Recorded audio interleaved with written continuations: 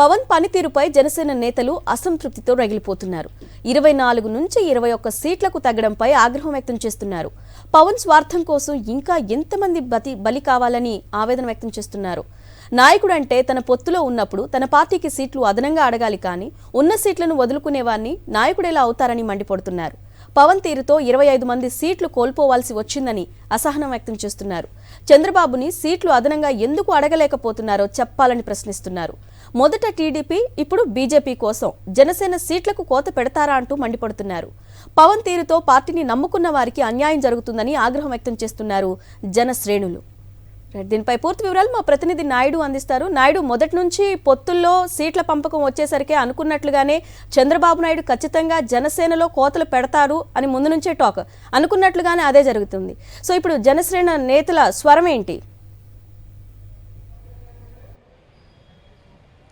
అరుణ, జనసేన అధ్యక్షుడు పవన్ కళ్యాణ్ మీద సొంత పార్టీ నేతలే అసంతృప్తిని వ్యక్తం చేస్తున్నారు. పొత్తులో భాగంగా 24 సీట్లు తీసుకున్న పవన్ కళ్యాణ్ వైఖరిని మొదట్లోనే తప్పుపెట్టారు. కనీసం 50 నుంచి 60 స్థానాలను పవన్ కళ్యాణ్ ఆశిస్తారని తామంతా కూడా భావించామని, దానికి విరుద్ధంగా పవన్ కళ్యాణ్ కేవలం 24 సీట్లకే పరిమితమయ్యారు. 3 ఎంపీ స్థానాలకు పరిమితమయ్యారు. మళ్ళీ ఈ పొత్తులో బీజేపీ చేరిన తర్వాత జనసేన పార్టీకి సంబంధించి మరొక 3 స్థానాలు తగ్గించుకోవడం, అలాగే ఎంపీ స్థానాన్ని వదులుకోవడం పట్ల జనసేన పార్టీ నేతలు తీవ్ర అసంతృప్తిని వ్యక్తం చేస్తున్నారు. నాయకుడు అనేవాడు పొత్తులో భాగంగా మిగతా పార్టీల నుండి ఎక్కువ స్థానాలను ఆశించాలే తప్ప ఉన్న స్థానాలను వదులుకోవడం ఏమిటని కూడా జనసేన పార్టీ నేతలు అసంతృప్తిని వ్యక్తం చేస్తున్నారు. పవన్ కళ్యాణ్ని నమ్ముకొని ఇప్పటికే చాలామంది జనసేన నేతలు తమ రాజకీయ భవిష్యత్తును కోల్పోయారని కూడా వారు గుర్తు చేస్తున్నారు. మొత్తంగా జనసేన పార్టీ తరఫున రాష్ట్ర వ్యాప్తంగా తీసుకున్నట్లయితే జనసేన బలాన్ని బట్టి ఒక 50 నియోజకవర్గాల్లో పోటీ చేసేందుకు జనసేన పార్టీకి సంబంధించిన నాయకులంతా సిద్ధంగా ఉన్నారని, కానీ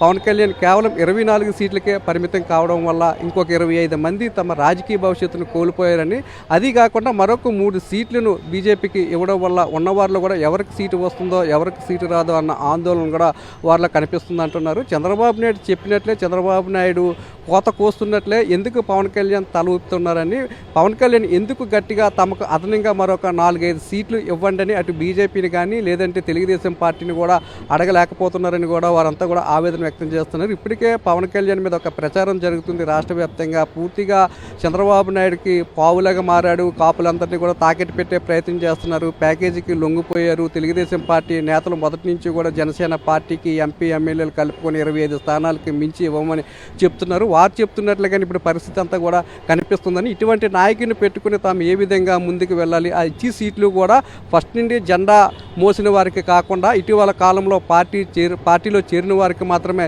ఇస్తున్నారని చెప్తున్నారు. దీనికి ఉదాహరణగా ఉత్తరాంధ్రలోని మాజీ మంత్రి కొనతాల రామకృష్ణ పార్టీలో చేరిన వారం రోజులకే అనకాపల్లి ఎమ్మెల్యే స్థానాన్ని కేటాయించారని, అలాగే ఇటీవల కాలంలో పార్టీలో చేరిన పంచకల రమేష్ బాబు కానీ లేదంటే వంశీకి కూడా సీట్లు ఇవ్వాలని చూస్తున్నారు. అటువంటి వారందరికీ కూడా సీట్లు ఇచ్చుకుంటూ పోతే పార్టీ ఆరంభం నుండి ఉన్న తమ పరిస్థితి ఏమిటి, జెండా మోసిన తమ భవిష్యత్తు ఏంటని కూడా పవన్ కళ్యాణ్ వారంతా కూడా ప్రశ్నిస్తున్నారు. చివరికి మీ అన్ని నాగబాబు పోటీ చేసే స్థానాన్ని కూడా పవన్ కళ్యాణ్ వదులుకోవాల్సి వచ్చిందంటే ఇదేం రాజకీయం చేస్తున్నాడో తమకైతే ఏమీ అర్థం కాలేదని చెప్తున్నారు. అయితే నువ్వు ఒక ఎమ్మెల్యేగా ఎంపీగా పోటీ చేయడానికి నీ వరకు 2 స్థానాలు ఉంటే సరిపోద్దా, మిగతా నాయకుల పరిస్థితి ఏమైపోయినా పర్వాలే, ఇప్పుడు ఇటువంటి నాయకుని పెట్టుకొని వెళ్తే తమ భవిష్యత్తు అంతా అంధకారంలోకి మారిపోతుందనే ఆవేదన అయితే వ్యక్తం చేస్తున్నారు.